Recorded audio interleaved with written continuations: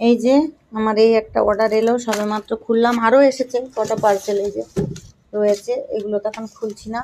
এই যে আমার বর এটা আমাকে দিয়েছে, আমি এগুলো দেখাতে ভালোবাসি না, ঠিক আছে। আমার বর আমাকে অনেক কিছু দেয়, মানে আমি যদি রোজই একটা করে দেখাই, কালকেও আমার মানে অনেকগুলো পার্সেল এসেছে অনলাইন থেকে, আমি যদি এরকম দেখাই না, আমার অনেক অনেক মানে কি বলবো, এরকম দেখালে আমি দেখিয়ে মানে আমার ভিডিও করতে করতে আমি আলা হয়ে যাব।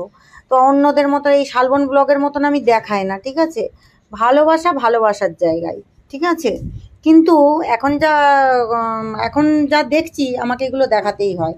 তো এই যে এই মাত্র আমি সিল খুললাম, এই যে ব্যাগ পড়ে রয়েছে, এই যে মাল এসেছে। তো এটা আমি এখন,